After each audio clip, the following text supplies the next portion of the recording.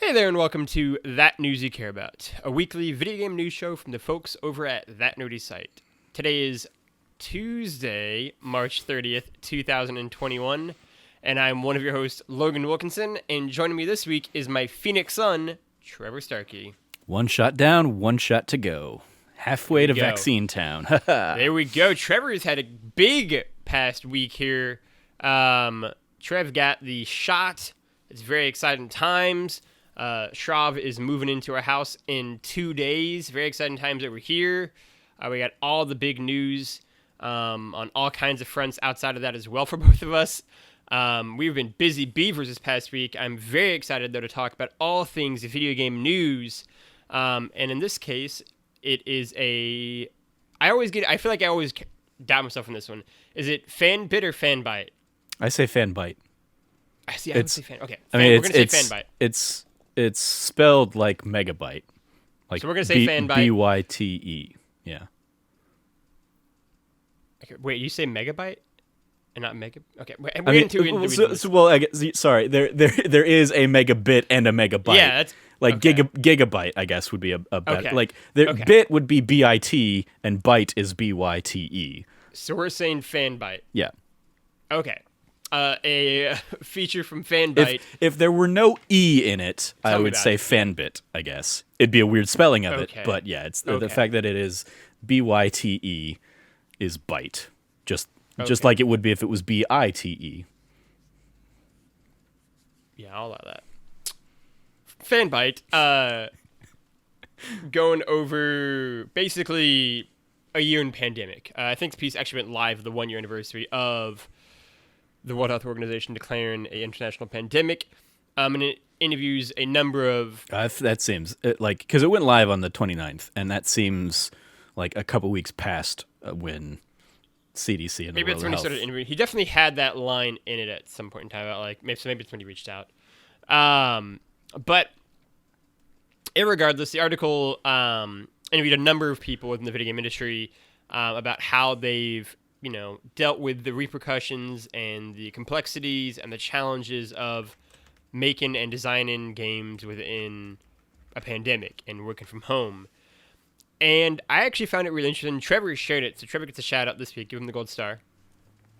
Oh, I shared it as a potential YouTube. shout out because I didn't know what the topics of the show were going to be. So I really liked it, so I ran with it. And so yeah, I wanted to open it really broadly.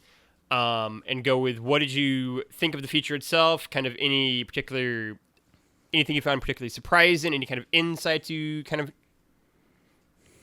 drew from it, and then kind of what you kind of made from it going from there. I mean, a lot of it felt like especially as somebody who works in a small organization that also had to go kind of completely work from home. A lot of it seemed exactly like we've seen, I think, across a lot of other industries in terms of like the complications that were being had. One of the things that like gets touched on in here is the idea, like there were some like extreme cases where I was like, oh, that I was not expecting that.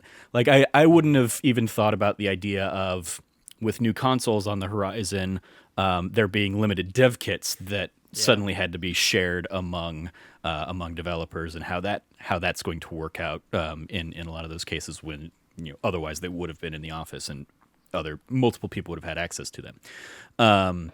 But like one of the scenarios that's highlighted in here is the idea that people had to like log into their boss's computer to get work done and could only work during certain hours because their boss basically had to not be working on that. And I was like, oh, that is insane. But there are elements in that same vein that I remember thinking last year when all of the Naughty Dog stuff leaked for The Last of Us 2, and that became like a big thing, like early days of the pandemic. I remember thinking like, this is probably tied to everybody having to work from home. Like if Naughty Dog had never had to go to a work from home thing, that probably wouldn't have happened. I don't know the ins and outs of what leaked and all that stuff, but it just seemed at the time like if their IT department isn't suddenly having to keep an eye and manage everybody else's stations from home, they would have been able to keep an eye on any kind of backdoors or any way people were getting in. So like security's always been like a notable issue with all this, and this certainly reinforces a lot of that. Similarly, I guess like the idea that the bigger companies were going to be a little bit more crippled as a result. Like obviously we've seen that with a lot of the big delays that have already been announced coming into 2021, games that are already kind of getting kicked to 2022. But even like Cyberpunk gets used as kind of a cautionary tale a lot in this article, because while the game suffered from its polishing phase, which was like the last 6 months of the development. So you see a lot of developers basically like being able to justify delaying their game because of the backlash that Cyberpunk had. And I think that's better for everybody, certainly.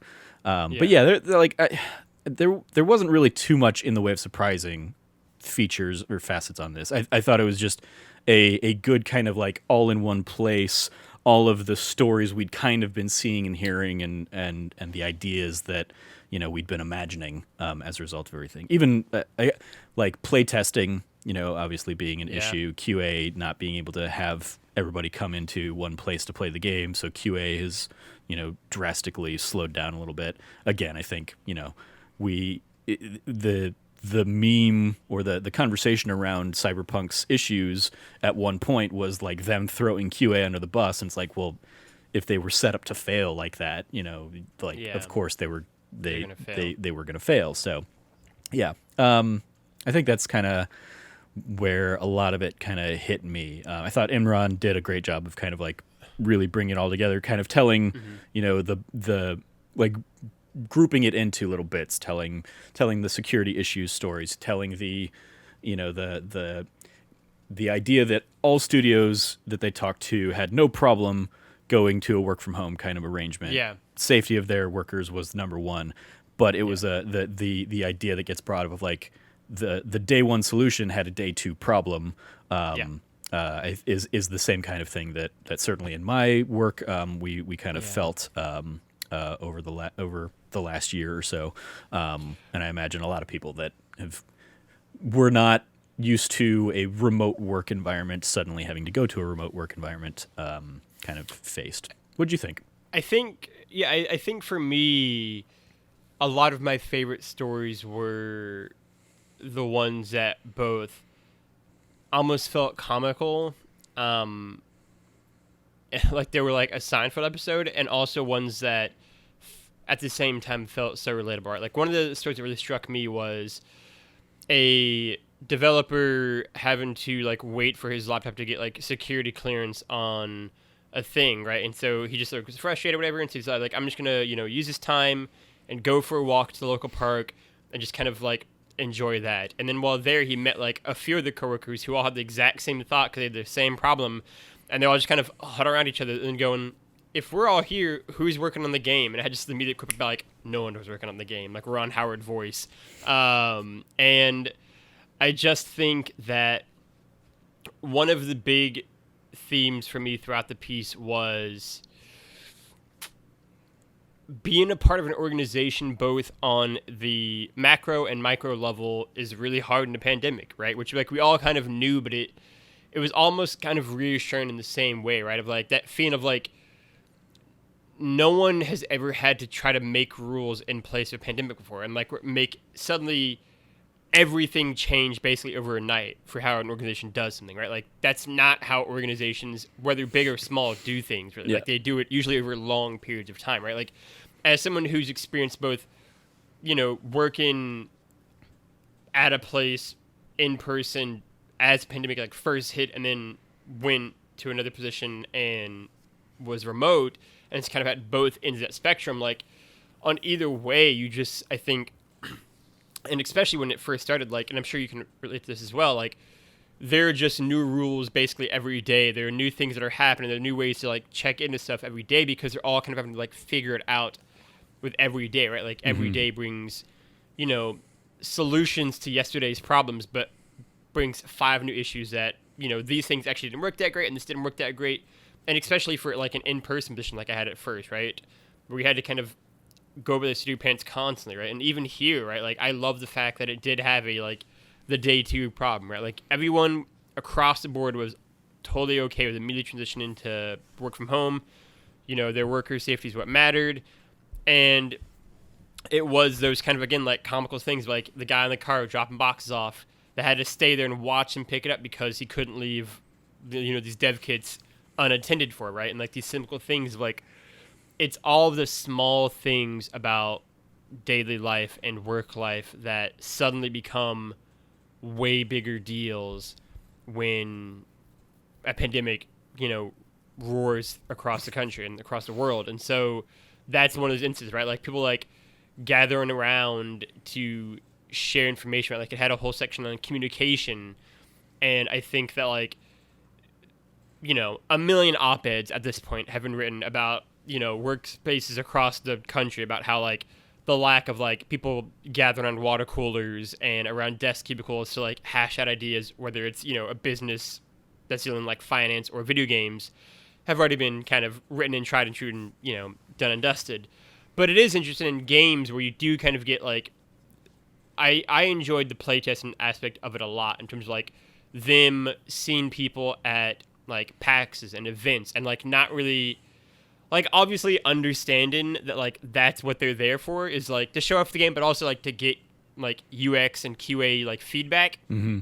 But like even the small things like looking at their facial expressions, right? And like seeing if they were like happy, sad, if they looked a little bit frustrated, confused, like all the small things that, like aren't as easily replicated if you just have people like play it online, right? Like you can't get that same level of feedback and people are just gonna be like, it's all great, it's all bad. There's no like nuance in online surveys, I'd have to imagine. So I thought that was a really interesting thing too of like, this is something that's like really small and granular that's being missed, right? In addition to obviously something we've talked about before, which is not going to E3 and not going to PAXs means you can't meet, potential investors who would want to like buy into the game and help fund the game.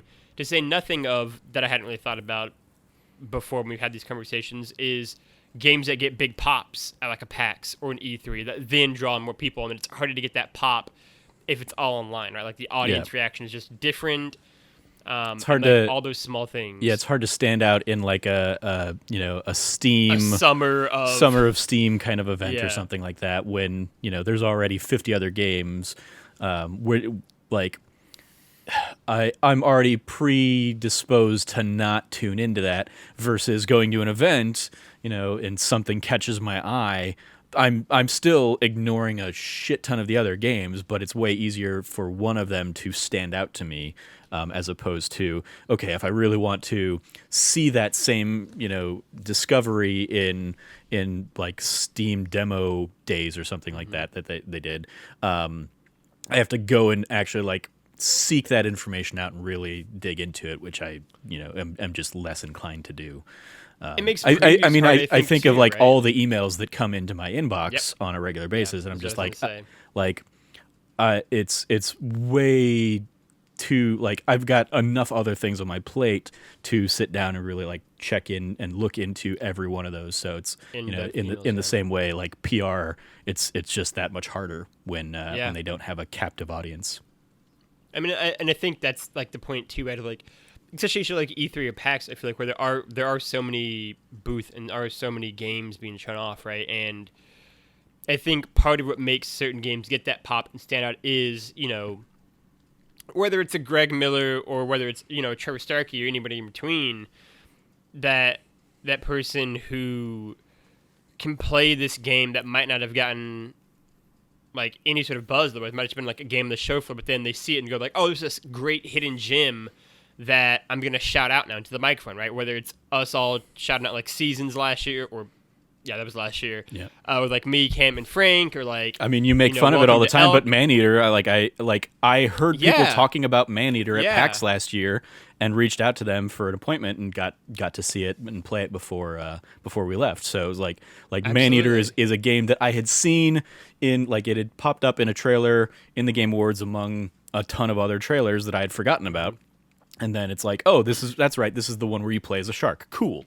And to the point that like, yeah, it's become like a regular kind of comment on these shows. But even when I saw my family this last weekend, my brother-in-law was, his brother, I guess, is about to get a PS5. And so he was asking me for suggestions on like what he should play. And I was like, well, here's it. Like, if he wants to play a Grand Theft Auto like where he plays as a shark, Maneater would be a fun game for him, kind of thing. Yeah, right. So yeah, told him to check out that. So, like that was a groundswell of buzz at the event. Fuser was another one that like debuted at PAX last year and blew everybody away. And then I think because you didn't have like E3 and then PAX West where that could kind of be reinforced to those audiences, I feel like Fuser kind of came and went. Like it's there, and I know for a couple weeks there people were really into it, but it didn't have the staying power that you typically think of when you think of like a Harmonix game. Yeah, I think it was just all those small things that you don't really think about, right? Like I am curious, obviously, because it's something that we've talked about I think on the show before, but again, it all goes into a black hole afterwards. Which is, as we start to see, like you already kind of alluded to, more games kind of delays, more games kind of being pushed back on the release date. How long term do you think the potential repercussions of the pandemic, which is still ongoing, we should mention as well. We talked about it like it's already done, but like that's still ongoing. Like how long term do you think the repercussions could be in terms of the effects of game development, both in terms of large scale and small scale kind of game studios, and dealing with having to have had for at least a year and a half to 2 years having to make their games completely remote and work from home. Yeah, I mean, the article itself kind of goes into the idea that this will probably still continue to be felt for years to come. It's not just like take every game that was going to come out and then plus 1 year and 3 months if that's, when the pandemic time is or whatever. I mean, some of the stuff that the article goes into are the idea that, people have been less likely to dive into new ideas for games, and so they've instead been supporting existing titles or working on ports of their existing games or something like that. And those people have been way more positioned. So the game, it's the same kind of thing I think we're going to end up seeing in movies, in that, the movies that weren't being filmed last year because nobody could have a film set, there's just going to be a gap basically. And it'll be like, they'll be spread out enough that we're not going to necessarily feel it, but like, there will be a time 2 years from now when all the CG of the movies that would have been filmed in March through March of the last year basically would be getting done and developed and finished. So in 2023, there's going to be this weird slowdown probably again. And people are going to have to be like, oh yeah, that's right, because 2 years ago nobody was able to be shooting anything, nobody was able to be filming anything. So I think we're going to see the same kind of thing on the game side of things. I think a lot of the, not only of course are the games that were already years in development kind of really thrown for a loop this last year, but I think people haven't been able to do as much of the pre-production, I think is kind of what some of the people interviewed for the article kind of really weighed into is that idea. So I definitely think it'll be a while. One of the things that I think, I hope at least, continues to get looked at and then also leads to its own brand of delays is the idea that mental health is being a lot more studios are paying attention to mental health because everybody's been isolated and they recognize that that's not great for mental health and work environments and stuff. So they touch on the idea that a lot of studios are, added in, free one-on-one counseling sessions that could be, done during work hours as an opportunity. So hopefully, obviously, that stuff stays and continues, and we can kind of use that coupled with the conversation of crunch. And yes, crunching less means develop time is going to stretch out as well. So I think that's kind of the other piece of that equation is that the industry, this has given the industry an opportunity to, or has kind of forced the industry to really look at, what's best for the individual. They touch on the idea that, hey, a lot of these people aren't having to worry about commutes and they're not stressing about the commutes anymore, which is great. But the flip side is a lot of these people are also are being stressed by having to, share their work environment now with their family and with the kids who are also suffering and having to deal with, a school from home kind of scenario. And what does that mean? And so it sounds like a lot of the studios just kind of thrown more vacation or personal hours at the problem, which is, better than not, I would say. Yeah.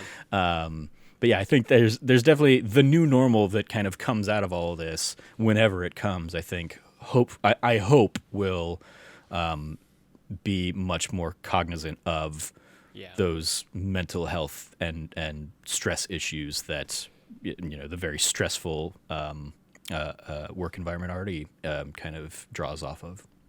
I mean, one can only hope that in the midst of so much shitty awfulness that has been wrought by COVID, we could at least get, that would be the thing that would bring about some sort of real change within the video game industry in terms of, workplace culture and work-life balance and mental health awareness in the industry, and that could actually kind of have some effect on crunch. One can only hope. One question I do want to double back on that isn't about games, but it's my podcast, I can do whatever I want, is, and because we haven't talked about it, is to the larger point that you mentioned about movies, which is, I'm really curious about the idea of what the video game, I'm so used to doing this podcast, what the film industry looks like going forward, right? There's been much talk online and op-ed articles, whatever, about like how this is going to herald the death of the movie theater. Mm-hmm. I don't believe that to be the case, obviously. But I am curious, obviously, that I do think this might have some sort of, let me reframe it this way. I could see COVID causing kind of two parallel tracks. And one of these, it is an accelerant to kind of people visiting movie theaters continuing to decline, but at a more rapid pace now. Movie theaters offering like VOD, day and date releases more common, all this kind of stuff. Movie theaters becoming like a boutique thing. Movie theaters are never going to go away. That's just never going to happen. They'll become like a more boutique, like extravagant thing. That scenario. The other scenario sees that it's actually almost like a rebound, where basically because people haven't been able to go to a movie theater for a year plus, by the time they're finally able to do that again, movie theaters are going to see a huge influx of people, and that movie theaters are actually going to see really great years and kind of an increase in thing again. How stable that will be long term, I don't know, but I do think we could actually see something kind of increase in terms of movie theater attendance, as people kind of realize just how much they miss that experience, right? And so I'm curious both your thoughts on that question, and then the larger just thoughts on where the movie theater goes from here, movie theater experience goes from here, where you think the film industry goes from here in terms of VOD versus movie theaters versus anything else, and just like the film industry, how it kind of deals with like post-COVID reality, again, while we're still in the pandemic. Yeah. I mean, honestly, I think it's probably going to go down both of those tracks kind of at the same time. I think like there will be a response, and we're already starting to see it as theaters are opening up. We are starting to like in international markets, for example, like China's been doing gangbusters in the international box office this year. I think they have like the top 5 best grossing movies internationally right now. And I think Godzilla vs. Kong, which just released internationally and comes out here stateside this weekend, like opened to not necessarily pre-pandemic numbers, but like some of the best numbers since the pandemic started. Similarly, so I watch Dan Merle, who used to work at Fandom and Screen Junkies and stuff like that. He now does his own YouTube. He's kind of like one of the people I go to regularly, and he does this Charts with Dan show every week where he breaks down kind of the box office results. And one of the things that has been like a regular feature of his for the last 4 months is The Croods, The New Age or whatever, like family-friendly movie that was in the top 5 domestic since Thanksgiving. So like there have been people that have been wanting to go to the movies and have been going to the movies. But I think also, we're seeing this year with HBO basically saying, hey, everything's going to be day and date on HBO Max so you can watch it in the comfort and safety of your own home. Paramount Plus is doing they've reduced the theater exclusivity window to 45 days, and then it'll go to streaming services. HBO / Warner Brothers, I believe, have for 2022 said they're going to go to that same model.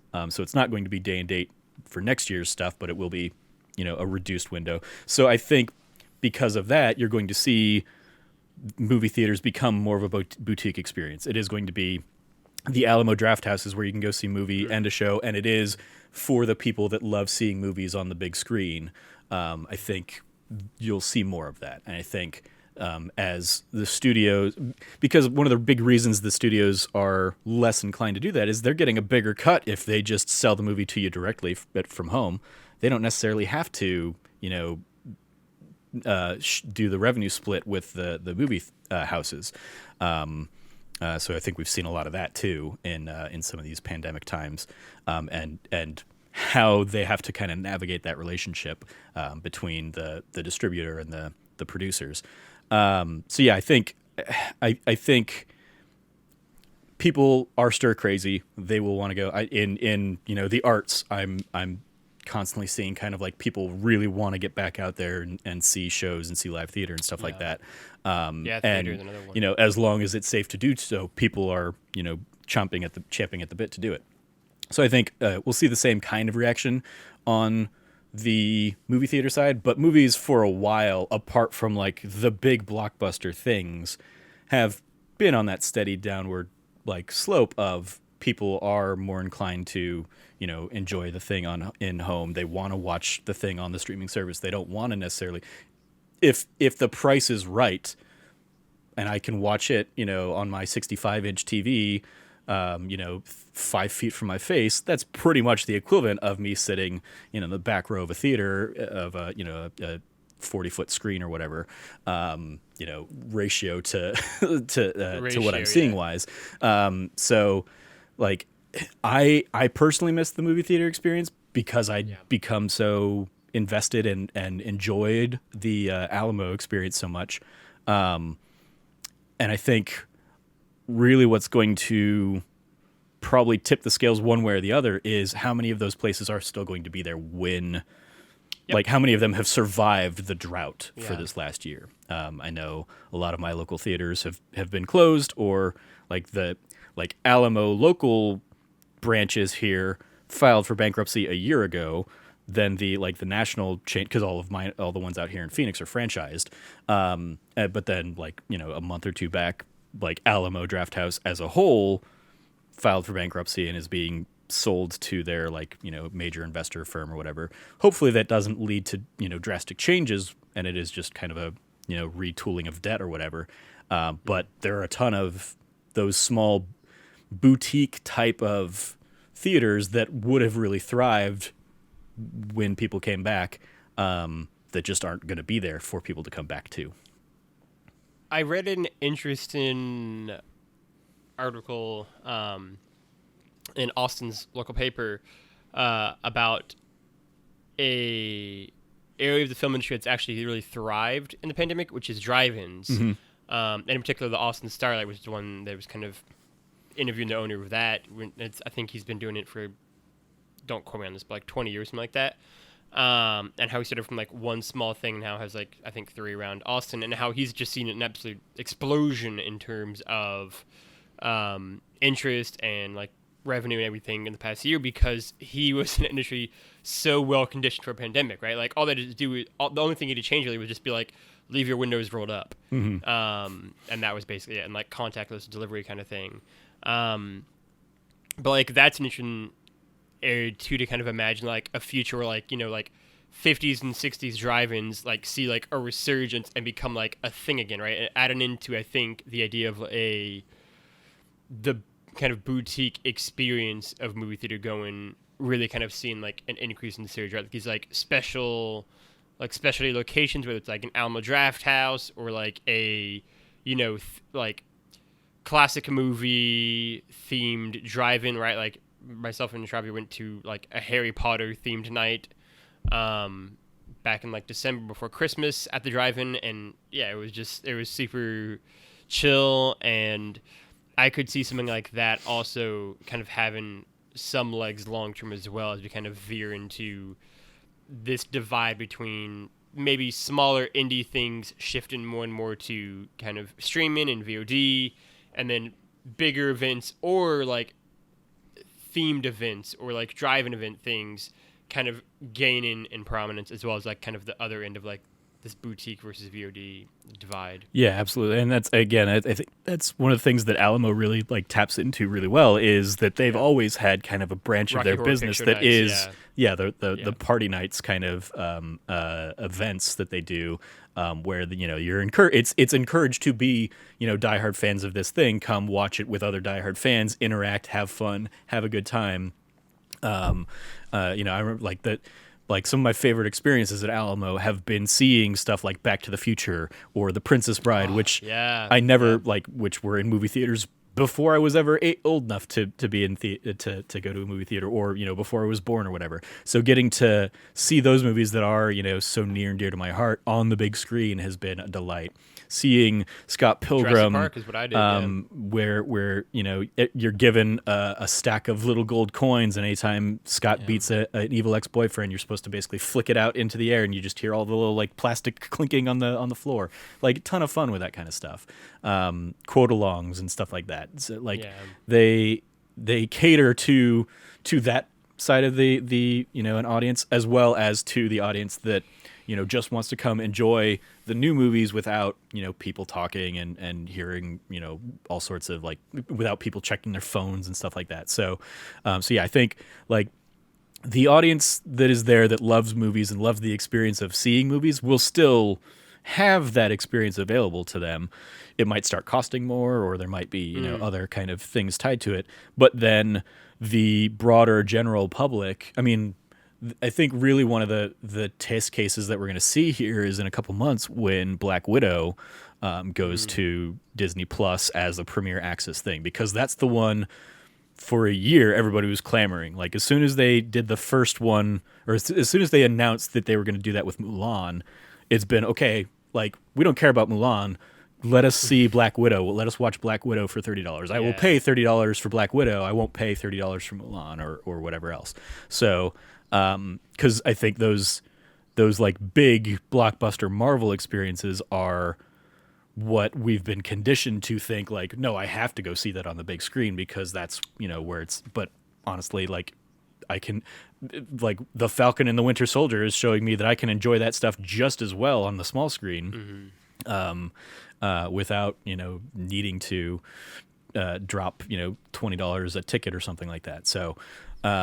Yeah, it'll be interesting definitely to see how this all shakes out. And I think, again, bringing it back to the game side of things, I think we'll see the same thing on games a little bit, in that like a ton of people are kind of talking, because all of these big AAA studios are having to delay their things this year, and seemingly the smaller studios and the indies are being less directly impacted.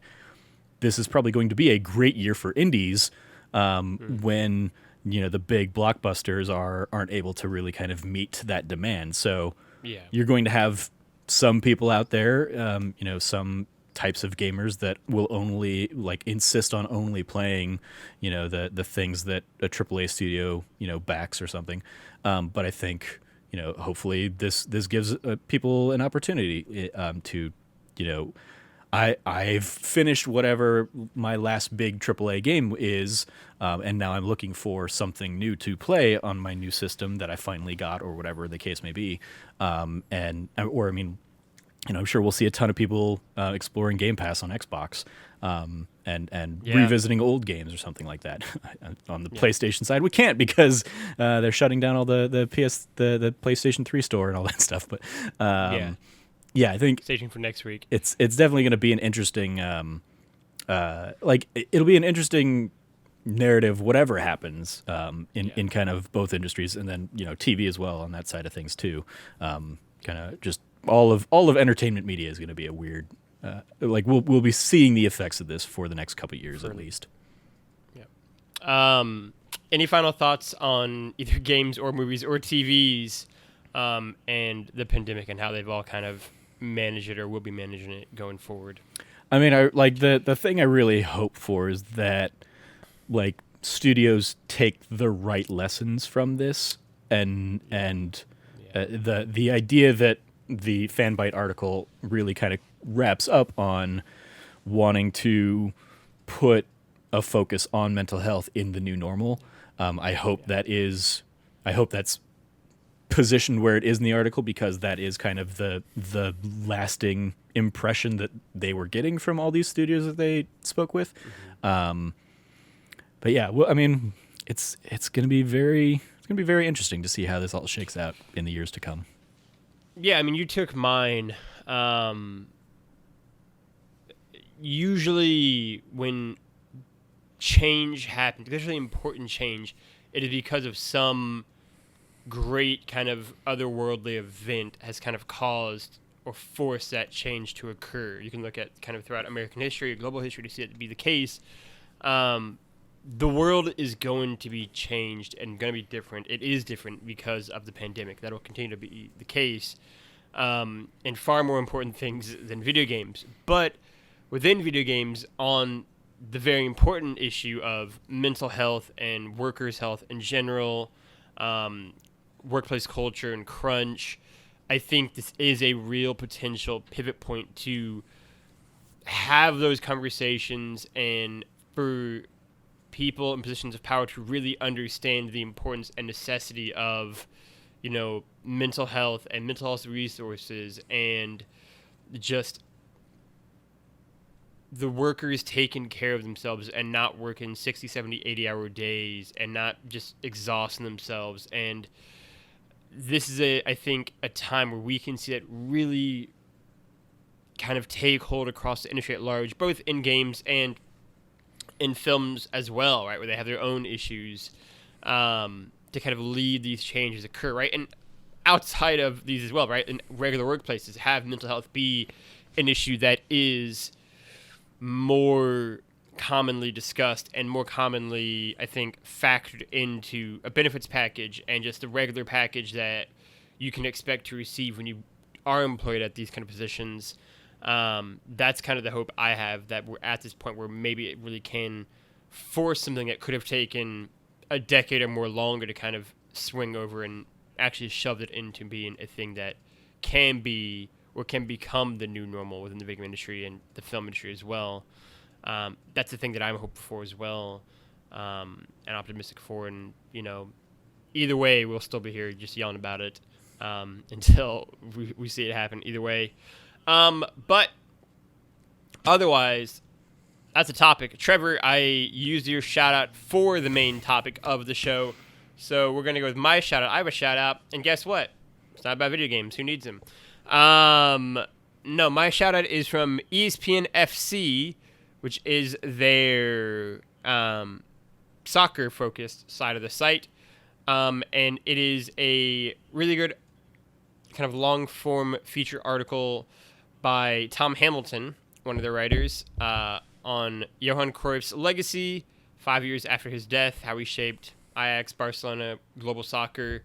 It's really interesting. Trevor has no idea who I'm talking about. It's okay. I mean, I feel like I saw you like quote tweet or retweet this. Maybe.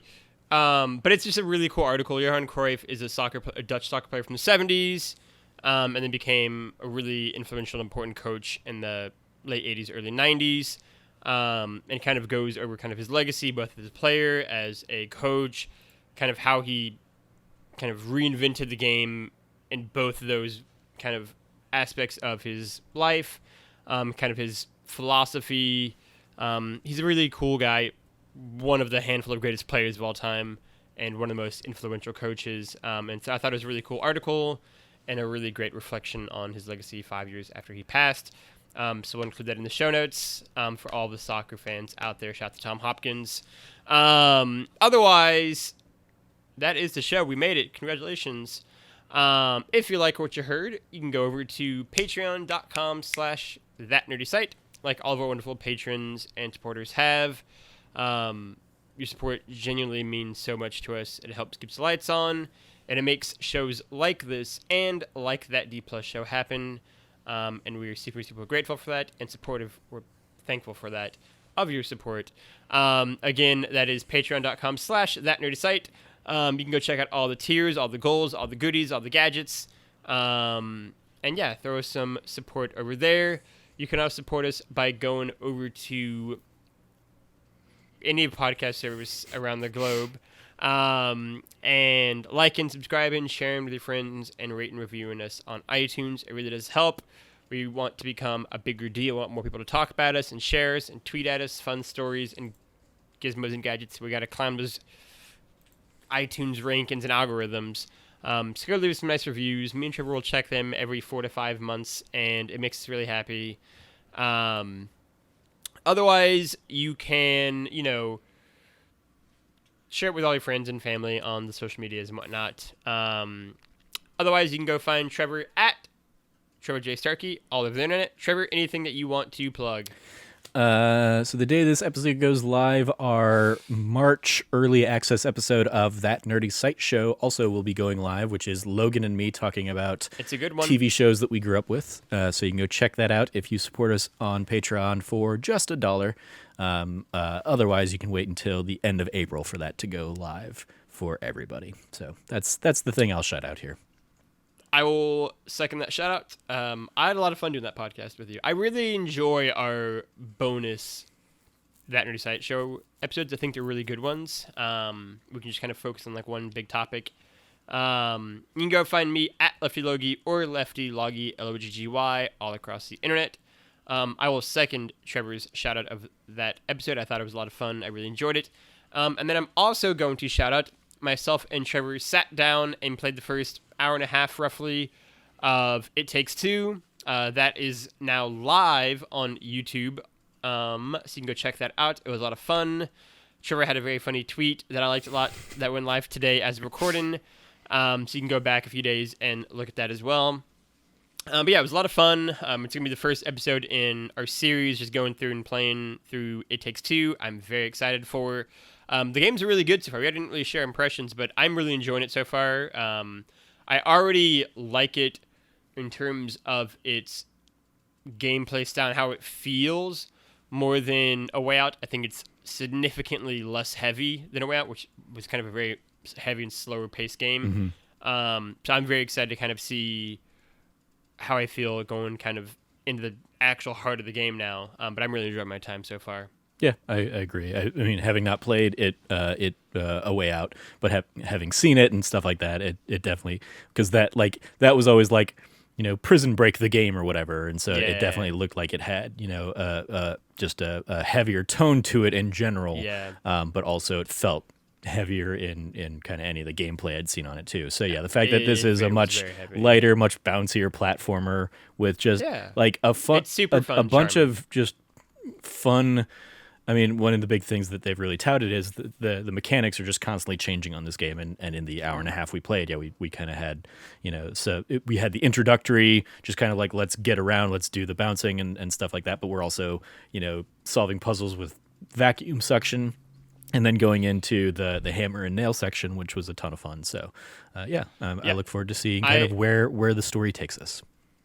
I will second that. I will also add that I almost tweeted out, but I didn't because I couldn't find a good way to word it. But the game also has a horrific vacuum death sequence as well. So go check that out on YouTube video and watch my shocked reaction and Trevor's cackle and laugh as we try to kill household appliances. You can go find That Nerdy Site at That Nerdy Site on all the things out there on the internet. Otherwise, for myself, for Trevor, and for all the people here at That Nerdy Site, and that news you care about, thank you for listening. Be good to each other and play your games. I got it backwards, but it's fine. Play your games, be good to each other.